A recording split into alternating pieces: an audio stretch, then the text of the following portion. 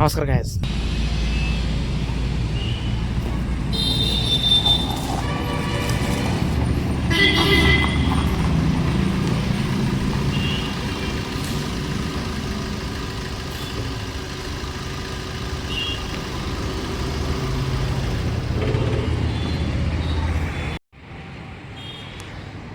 ಇದು ಬಾಗಲಕೋಟಲ್ಲಿ ಬರೋ ವಿದ್ಯಾಗಿರಿಯಲ್ಲಿ decarbonisation centre ಅಂತೇಳಿ ಹೊಸದ ಆಗಿದೆ.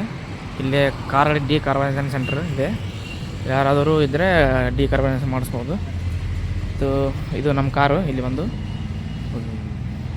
ಸರ್ವಿಸ್ ಮಾಡ್ತಾರೆ. ಒಂದ್ಸತಿ ನೋಡ್ಕೊಂಬಿಡಿ. ಕಟ್ ಮಾಡಿ ಹೇಳ್ತೀನಿ.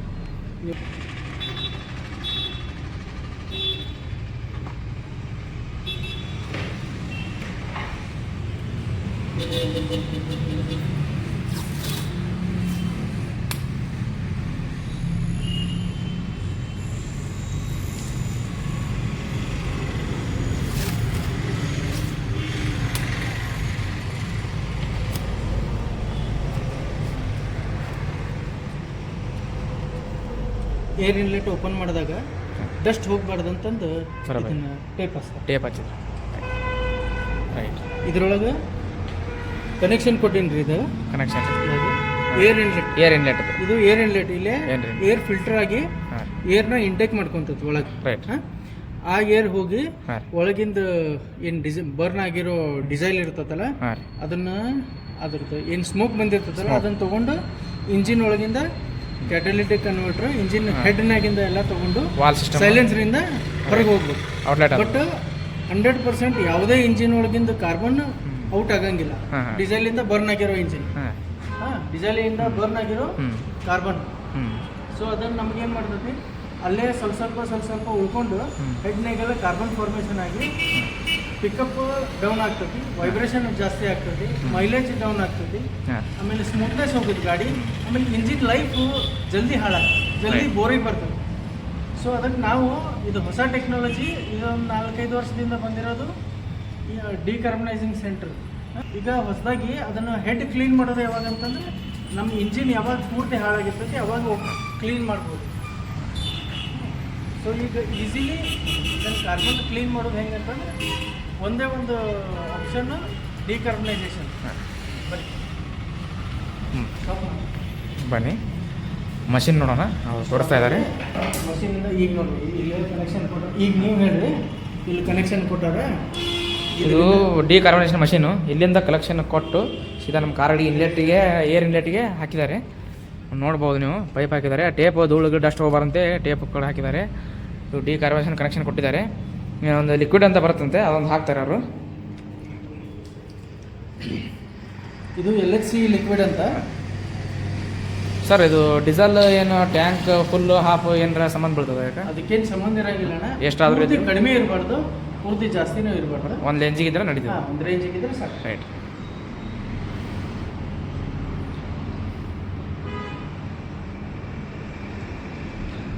ನೋಡಿ ಗೈಸ್, ಮಂದಿ ಎಲ್ಲ ಬೇರೆ ಬೇರೆ ಕಡೆ ಡಿಕಾರ್ಬನೈಸೇಷನ್ ಮಾಡಕ್ಕೆ ಹೋಗ್ತೀರ ನೀವು.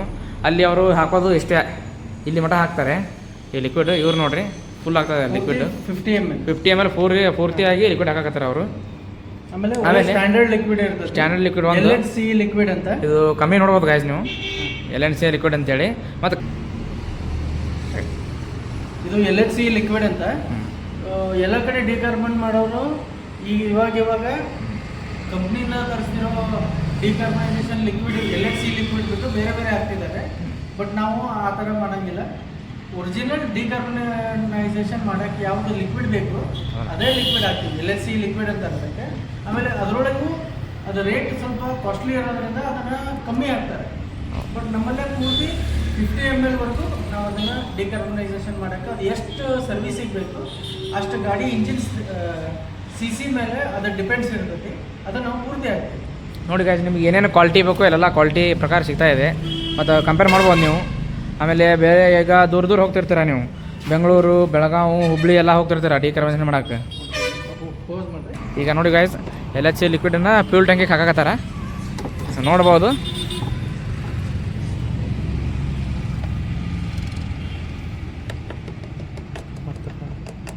ಫ್ಯೂಲ್ ಟ್ಯಾಂಕ್ ಹಾಕಿದರು LHC ಲಿಕ್ವಿಡ್ನ. ಈಗ ಏನು ಮಾಡ್ತಾರೆ, ಕ್ಲೋಸ್ ಮಾಡ್ತಾರೆ. ಈಗ ಡಿಕಾರ್ಬನೈಸೇಷನ್ ಏನಿದೆಯಲ್ಲ ಆ ಸಿಸ್ಟಮ್ ಈಗ ಸ್ಟಾರ್ಟ್ ಆಗುತ್ತೆ. ನೀವು ನೋಡ್ಬೋದು. ಇದಕ್ಕೆ ಗಾಡಿ ಸ್ಟಾರ್ಟ್ ಇಡಬೇಕಾಗ್ತದೆ. ಒಂದು 30 ಮಿನಿಟ್ಸ್ ಗಾಡಿ ಸ್ಟಾರ್ಟ್ ಇರ್ತದೆ. ಡೀಸೆಲ್ ಒಳಗೆ LHC ಲಿಕ್ವಿಡ್ ಇರುತ್ತೆ ಮತ್ತು ಇನ್ಲೆಟ್ ಏರ್ ಒಳಗೆ ನಮ್ಮದು ಇದು ಒಂದು ಪೈಪ್ ಹಾಕಿ ಅವರು ಮಷಿನದು ಇದು ಕನೆಕ್ಷನ್ ಕೊಟ್ಟಿದ್ದಾರೆ. ಸರ್ ಇಲ್ಲಿಗೆ ಸರ್ ಕೇಳೋಣ ನಾವು. ಸರ್ ಇದ್ರ ಮಾಡೋದ್ರಿಂದ ನಮ್ಗೆ ಏನು ಯೂಸ್ ಆಗ್ತದೆ? ಇದರಿಂದ ನಿಮ್ಗೆ ಇಂಜಿನ್ ಕಾರ್ಬನ್ ಕ್ಲೀನ್ ಆಗ್ತದೆ. ಫಸ್ಟ್ ಮೇನ್ಲಿ ಹೈಡ್ರಾಕ್ಸಿ ಗ್ಯಾಸ್ ಇಂದ ನಾವು ಇಂಜಿನ್ ಕಾರ್ಬನ್ ಕ್ಲೀನ್ ಮಾಡ್ತೀವಿ. ಓಕೆ. ವೈಬ್ರೇಷನ್ ಕಡಿಮೆ ಆಗ್ತದೆ. ಓಕೆ. ಸ್ಮೂತ್ನೆಸ್ ಬರ್ತದೆ, ಪಿಕಪ್ ಜಾಸ್ತಿ ಆಗ್ತದೆ. ಓಕೆ. ಮೈಲೇಜ್ ಇನ್ಕ್ರೀಸ್ ಆಗ್ತದೆ. ಆಮೇಲೆ ಪರ್ಫಾರ್ಮೆನ್ಸ್ ಗಾಡಿದು ಎಕ್ದಮ್ ಮಸ್ತ್ ಆಗ್ತದೆ. ಓಕೆ. ಆಮೇಲೆ ನಿಮ್ಗೆ ಇದರಿಂದ ಗಾಡಿ ಇಂಜಿನ್ ಈಗ ಬೋರಿಗೆ ಬರುವಂತ ಚಾನ್ಸಸ್ ಇರ್ತಾವೆ. ಹೌದು. ಜಾಸ್ತಿ ಕಾರ್ಬನ್ ಕುಂತು ಕಾರ್ಬನ್ ಅಂದ್ರೆ ಗಾಡಿಗೆ ಕ್ಯಾನ್ಸರ್ ಇದ್ದಂಗೆ. ಹೌದಾ? ಹಾರ್ಟ್ ಇಂಜಿನ್ ಅಂದ್ರೆ ಹಾರ್ಟ್, ಗಾಡಿ ಹಾರ್ಟ್, ಅದ್ರೊಳಗೆ ಬ್ಲಾಕೇಜಸ್ ಆದ್ರೆ ಅದು ಉಸಿರಾಟಕ್ಕೆ ಹೆಂಗೆ ಸಮಸ್ಯೆ ಆಗ್ತದೆ, ಹಂಗೆ ಕಾರ್ಬನ್ ಇತ್ತಂದ್ರೆ ಇಂಜಿನ್ ಉಸಿರಾಟಕ್ಕೆ ಸಮಸ್ಯೆ ಆಗ್ತದೆ. ಸೊ ಅದನ್ನ ನಾವು ಕ್ಲೀನ್ ಮಾಡಿದ್ರೆ ನಮಗೆ ಇವೆಲ್ಲ ಈಗ ನಾನೇನು ಹೇಳಿದೆ, ಸ್ಮೂತ್ ಆಗೋದು, ಪಿಕಪ್ ಆಗೋದು, ವೈಬ್ರೇಷನ್, ಆಮೇಲೆ ಮೈಲೇಜ್ ಇನ್ಕ್ರೀಸ್ ಆಗೋದು, ಇದೆಲ್ಲ ಡಿಕಾರ್ಬನೈಸೇಷನ್ ಇಂದ ಸಾಧ್ಯ. ಆಮೇಲೆ ಇದರೊಳಗಿಂದ ಹೈಡ್ರಾಕ್ಸಿ ಗ್ಯಾಸ್ ಇಂಜಿನ್ ಹೆಡ್ಡಿಗೆ ಹೋಗ್ತದೆ, ಏರ್ ಇನ್ಲೆಟ್ಗೆ ಹೋಗಿ ಅಲ್ಲೇ ಇದ್ದಿದ್ದ ಕಾರ್ಬನ್ ಅನ್ನು ಹೆಚ್ಚಿಗೆ ಹೀಟ್ ಜನರೇಟ್ ಮಾಡಿ ಬರ್ನ್ ಮಾಡಿ ಸೈಲೆನ್ಸ್ನಿಂದ ಹೊರಗೆ ಹಾಕ್ತದೆ. ಒಂದು ಇದು. ಆಮೇಲೆ ನಿಂತಾಗ ಇಂಜಿನ್ ಪೂರ್ತಿ ವರ್ಕ್ ಆಗ್ತಿರಂಗಿಲ್ಲ. ಸೊ ಅದಕ್ಕೆ ನಾವು ರನ್ನಿಂಗ್ನಾಗ ಕಾರ್ಬನ್ ಕ್ಲೀನ್ ಮಾಡೋಕೆ ಈ LHC ಲಿಕ್ವಿಡ್ ಅಂತ ಇರ್ತದೆ. ಈ LHC ಲಿಕ್ವಿಡನ್ನ ಫ್ಯೂಲ್ ಟ್ಯಾಂಕಿಗೆ ಹಾಕಿರ್ತೀವಿ. ಇದು ಫ್ಯೂಲ್ ನಾಸಲ್ಸ್ ಲೈನನ್ನೆಲ್ಲ ಕ್ಲೀನ್ ಮಾಡ್ಕೊಂತ ಬಂದು ಅದು ರಿಯಾಕ್ಟರ್ ಇರ್ತದೆ. ಒಳಗೆ ಹೆಡ್ನಾಗ ಇಂಜೆಕ್ಟರ್ ಥ್ರೂ ಬಂದು ಸ್ಪ್ರೇ ಆಗಿ ಅಲ್ಲಿ ಹೀಟ್ ಜನರೇಟ್ ಮಾಡ್ತದೆ. ಅಂದರೆ ಇದು ಎರಡು ರೀತಿ ಕಾರ್ಬನ್ ಕ್ಲೀನ್ ಆಗ್ತದೆ. ಒಂದು ಹೈಡ್ರಾಕ್ಸಿ ಗ್ಯಾಸಿಂದ ಇಂಜಿನ್ ಕ್ಲೀನ್ ಆಗ್ತದೆ. ಒಂದು ಫ್ಯೂಲ್ ಟ್ಯಾಂಕಿಂದ ಬಂದು LHC ಲಿಕ್ವಿಡ್ ಇಂಜಿನನ್ನು ಕ್ಲೀನ್ ಮಾಡ್ತದೆ ರನ್ನಿಂಗ್ನಾಗ. ಹೀಟ್ ಈಗ ಒಳಗೆ ಇಂಜಿನ್ ಸ್ಟಾರ್ಟ್ ಇರ್ಬೇಕಂದ್ರೆ ಅದು ಬೆಂಕಿ ಇರ್ತದೆ, ಒಳಗೆ ಹೀಟ್ ಇರ್ತದೆ. ಆ ಹೀಟ್ ಜೊತೆ ಮತ್ತಷ್ಟು ರಿಯಾಕ್ಟ್ ಮಾಡಿ ಅದನ್ನು ಕಾರ್ಬನ್ನನ್ನೆಲ್ಲ ಬರ್ನ್ ಮಾಡಿ ಸೈಲೆನ್ಸ್ರಿಂದ ಹೊರಗೆ ಹಾಕಕ್ಕೆ ಹೆಲ್ಪ್ ಮಾಡ್ತದೆ. ಈಗ ಇಷ್ಟೊತ್ತನ ಎಲ್ಲ ಕೇಳಿದ್ರಲ್ಲ, ಅದು ಏನು ಡಿಕಾರ್ಬನೈಸೇಷನ್ ಎಲ್ಲ ಪ್ರೊಸೆಸ್ ಅವ್ರು ಹೇಳಿದ್ರು. ಈಗ ಆ ಪ್ರಕಾರ ಏನಾದ ಈಗ ಸ್ಟಾರ್ಟ್ ಮಾಡ್ತಾರೆ ಈಗ ಮಷೀನು. ನೀವು ನೋಡ್ಬೋದು. ಈಗ ನೋಡ್ಬೋದು ಡಿಕಾರ್ಬನೈಸೇಷನ್ನ ಮಷೀನಿಂದ ಸ್ಟಾರ್ಟ್ ಮಾಡ್ತಾರೆ ಈ ಪ್ರೊಸೆಸ್ ಅವರು. ನೋಡಿ ಒಂದು ಸತಿ ಇದು ಯಾವ ವೆಹಿಕಲ್ ಇರ್ತದೆ ಅದ್ರ ಬಗ್ಗೆ ನಾವು ಸೆಲೆಕ್ಟ್ ಮಾಡ್ಕೋಬೇಕು. ಬೈಕ್ ಇದ್ದರೆ ಬೈಕು, ಆಮೇಲೆ ಹೆವಿ ವೆಹಿಕಲ್ಸು, ಕಾರು, ಈ ಸಣ್ಣ ಪುಟ್ಟ ಗೂಡ್ಸ್ ಗಾಡಿ ಇವೆಲ್ಲ ಇದ್ರೊಳಗೆ ಬರ್ತಾವೆ. ಇದು ಕಾರು. ಆಮೇಲೆ ಇದ್ರೊಳಗೆ ಇಂಜಿನ್ CC ಎಷ್ಟಿರ್ತಾವೆ ಅನ್ನೋದು.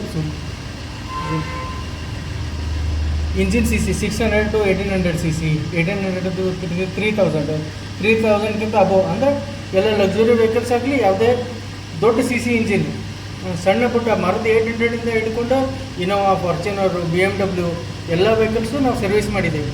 ಹಾಗೆ ಇದರೊಳಗೆ ಇಂಜಿನ್ CCನ ಆ್ಯಡ್ ಮಾಡೋದಿರ್ತೈತಿ ಮಷಿನ್ನಾಗ ಸ್ಟಾರ್ಟ್ ಮಾಡಬೇಕಾದ್ರೆ. ಇದು ಸ್ವಿಫ್ಟ್ ಇರೋದ್ರಿಂದ, ಮಾರುತಿ ಸ್ವಿಫ್ಟ್ ವಿಡಿಯೋ ಇರೋದ್ರಿಂದ ನಮ್ಗೆ 1200 cc 1200 to 1300 cc ಇರೋದ್ರಿಂದ ಇದನ್ನು ಸ್ಟಾರ್ಟ್ ಮಾಡ್ತೀನಿ. ಎಷ್ಟು ಲಕ್ಷ ಕಿಲೋಮೀಟ್ರ್ ಹೊಡಿತೀವಿ? 1,25,000 ಕಿಲೋಮೀಟ್ರ್ ಅಬೋವ್ ಹೊಡಿತೀವಿ. ಇದರೊಳಗೆ ನಾವು ಎಷ್ಟು ಇರಬೇಕು ಅದನ್ನು ಆ್ಯಡ್ ಮಾಡಬೇಕು. ಸ್ಟಾರ್ಟ್ ಮಾಡಿದರೆ 6 times ಟರ್ಬೋ ಫ್ರೆಶ್ ಆಗ್ತೈತಿ. 30 minutes ಟೈಮರ್ ಇರ್ತೈತಿ. ಇದು ಮುಗಿತೈತಿ. ಈಗ ಮುಂದಿನ ಪ್ರೊಸೆಸ್ ಏನು ಹೇಳ್ಬೋದು? ಏನಿಲ್ಲ, ಇದ್ರೊಳಗೆ ಫಸ್ಟ್ ಸ್ಟಾರ್ಟಿಂಗ್ ಅದ್ರೊಳಗೆ ಹೈಡ್ರಾಕ್ಸಿ ಗ್ಯಾಸ್ ಇಂಟೇಕ್ ಆಗ್ತಿರ್ತೈತಿ ಒಳಗೆ ಇಂಜಿನ್. ಅದು ಇಂಜಿನ್ ಸ್ಟಾರ್ಟ್ ಮಾಡಿರ್ತೀವಿ.